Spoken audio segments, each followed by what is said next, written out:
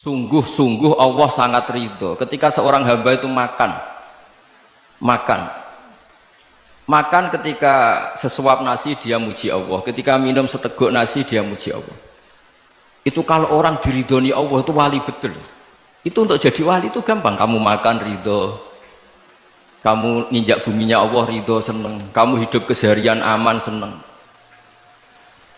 Nah ini supaya sampean kita semua ngaji betapa panduan Rasulullah untuk menggapai ridho Allah itu banyak yang keseharian sekali. Saking kesehariannya banyak dalam hadis dan itu sahih.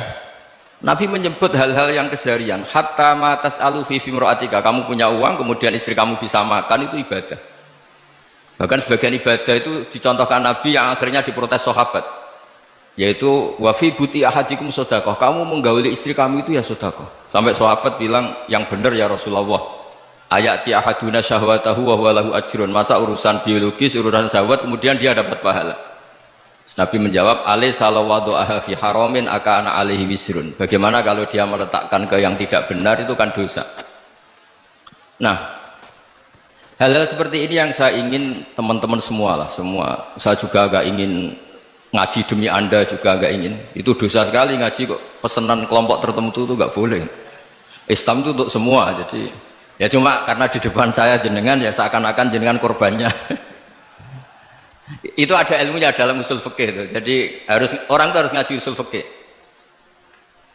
Nama yang disebut, mungkin Mas Sufyan masih ingat zaman ngaji usul fikih, nama yang disebut itu tidak jaminan sebagai prioritas perintah. Jadi misalnya gini, kebetulan yang di depan Nabi itu Abu Dzar, Nabi ya bilang, ya Abu Dzarin ini uhibbuka misalnya, atau ya Mu'ad ini uhibbuka, atau ya Abu Hurairah ini uhibbuka misalnya.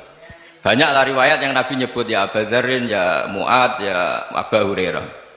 Kemudian misalnya Nabi meneruskan khitab, ini uhibbuka, saya mencintai kamu, fakul dubur sholatin, atau sebagian riwayat disebut fala tada'anna dubura kulli sholatin Allahumma inni ala dzikrika wa syukrika wa husni ibadatik.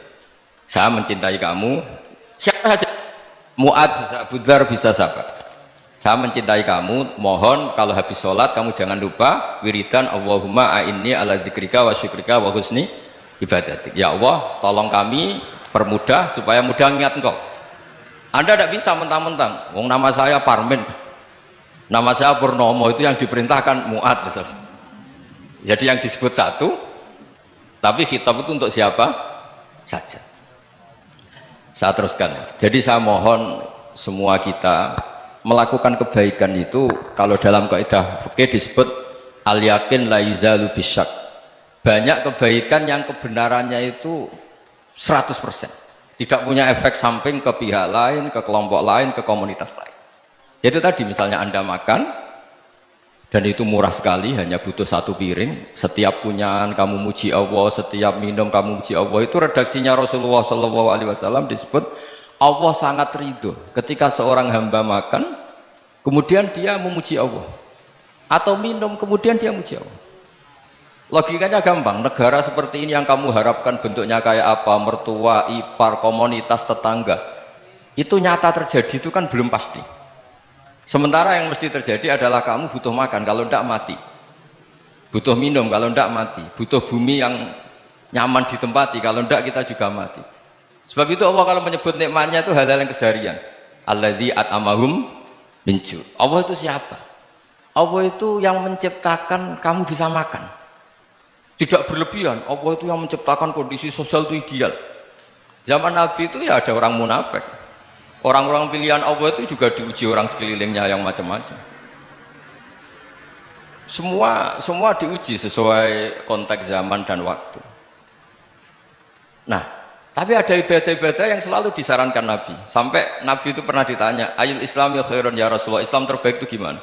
Jawaban Nabi itu unik, it'amut to'am, Islam terbaik itu ya makan-makan, santai-santai. Ketika Allah menyebut beberapa kebaikan, falak tahamal aqobah, wa ma adrokan apa? Mal aqobah. Terusannya apa? Fakku rokobah. Terusannya apa? Au it'amun fi yaumin di masubah. Ya, itu acara makan-makan itu juga Islam. Kenapa? Ya bayangkan kalau tidak ada makanan, kita mati kan? Kondisi sosial tidak ideal itu Anda masih gak apa-apa, tapi kalau Anda tidak makan, Anda tidak minum, Kamu punya istri cerewet masih bisa hidup, punya mertua cerewet masih bisa hidup. Tapi kalau tidak makan bisa mati. Berarti penting mana istri sama makan? Penting mana? Makan. Semoga istri Anda dengar. Nanti kamu disuruh makan tapi pulang deh. Itu kalau dibahasakan makan masih memahami. Penting mana nasi satu piring dengan istri. Nggak ada nasi mati, nggak ada istri belum mati. Penting mana? Ya, nggak berani jawab kan? Nah, ternyata Anda ada garang kan di depan istri. Jadi saya mohonlah, mungkin Mas Sufyan Sauri tadi yang bisa bantu lah. Teman-teman tuh ngaji yang keseharian saja. Karena kita nyari ridha Allah itu berdasar firman Allah. Dan firman Allah itu menyebut keseharian tuh riang, gampang. Itu tadi misalnya wa min ayatihi manamukum billaili wan nahar. Termasuk ayat-ayat Allah itu kamu tidur. Maka dulu itu ada guyonan, ada tokoh Mu'tazilah, kelompok dalam Islam yang berpikir manusia itu bisa menentukan ikhtiarnya sendiri. Karena saya bisa duduk, duduk, ingin berdiri, berdiri. Karena kelompok ini nggak terima kalau semua kehendak Allah, nanti bagaimana kalau semua kehendak Allah kok ada hisab ya, ada sanksi. Lucunya itu dia akhirnya, ini cerita ya, mencintai seorang perempuan, cantik sekali. Dan itu dia menjadi ahli sunnah itu oleh hal-hal yang sepele. Karena istrinya cantik, ya namanya suami istri itu hubungan intim. Terus ditanya, Mas, masih ingin lagi? Masih. Silahkan diulang lagi. Wah ya tidak bisa. Katanya manusia bisa menentukan yang diinginkan. Itu tobat itu. Itu nggak bisa ditobatkan Mas Sufyan Ats-Tsauri. Orang cantik yang mudah nobatkan orang itu orang cantik. Segampang itu. Akhirnya kita tahu, makanya kalau dalam kitab Hikam itu disebut al-aqil mayyakul madza yaf'alu wa hubi wal ghafil mayyakul madza af'al. Orang yang punya akal karena sadar ini wilayah Allah, semua milik Tuhan. Itu dia tiap hari berpikir, besok Allah akan melakukan apa terhadap dunia ini. Kamu merencanakan suatu mau plesir, ternyata gempa. Mau wisata ke Rusia, ternyata perang. Kamu tidak pernah tahu apa yang akan terjadi besok. Wa ma tadri nafsum madza taksibu ghadan. Tapi anda semua kita ini sering punya jadwal permanen. Makanya saya kalau diundang siapa saja bisa takdir. Yang jelas Gus ini acara penting. Ya masih acara penting nak pangeran ngersakno piye? Kok ape dadi pangeran? Kamu kok mau jadi Tuhan? Itu kadang ya kiai. Penting Gus acara ini jenengan harus memastikan bisa. Loh kamu itu yang ngajarin tauhid, sesuatu itu biadillah kok bilang-bilang apa pasti. Kalau saya terus tak tobatkan loh kamu kata saya itu. Ya kalau gitu Gus bilang insya Allah. Wah itu hati saya, fisik saya, roh saya sudah bilang insya Allah. Tidak usah kamu latih kata saya. Nah hal-hal tauhid keseharian itu gampang sebetulnya. Wal ghafil yaqulu madza af'al. Tapi orang yang lupa Allah dia setiap hari bilang besok apa? Kita bisa melakukan apa? Seakan-akan dia itu aktor, dia penting, dia subjek permanen, dia. Padahal kita ini hanya objek kehendak Allah Subhanahu wa taala. Karena kita yakin sesuatu yang terjadi di alam raya ini kita tidak bisa apa-apa. Makanya saya sering ngaji, sering bilang saya, ketika Anda mensifati Allah, Dia yang menghidupkan. Sudah itu tanamkan sehingga ketika kita mati santai saja. Kenapa santai? Allah punya cara menghidupkan kita. Zaman kita hidup juga gak tahu caranya ngelola jantung, ngelola paru-paru. Kamu juga gak tahu ngelola oksigen yang tidak beracun, tidak mengandung polusi. Tahu-tahu hidup. Gak ingin tua ya tahu-tahu tua, gak ingin mati tahu-tahu mati. Selama ini kita hidup juga gak tahu apa-apa sebetulnya. Hanya gaya tok, punya jadwal, punya planning. Kalau kamu bisa menentukan pilihan Anda, pasti Anda istrinya cantik, 4 neriman semua, kona'ah semua. Nyatanya enggak kan? Ada 1 jelek, cerewet. Oh itu kan, nyatanya enggak bisa apa-apa Anda kan? Dan kamu bawa mati lagi. Itu kan, istri Anda juga gitu, punya keinginan, punya suami yang ganteng, yang jabat, yang neriman, yang enggak poligami. Ya enggak kesampaian juga. Kalau kita ngitung tingkat kegagalan kita itu gagal terus. Ya kan? Nah, terus ingat Allah, madza yaf'alu wa bi. Orang yang punya akal selalu berpikir Allah itu menghendaki apa terhadap saya. Lalu sama-sama orang melihat orang yang serius, itu kata Anda itu pemikir berat, serius, senang punya tokoh yang merengut karena kamu anggap serius. Tapi sebagian orang anggap orang yang serius itu wong merengut, wong masam, wong muka kok ditekuk. Jadi sama Itu hati, ya muqallibal qulub tsabbit qalbi ala dini. Karena kita nggak tahu cara berpikir kita tentang orang lain, tentang sekeliling kita.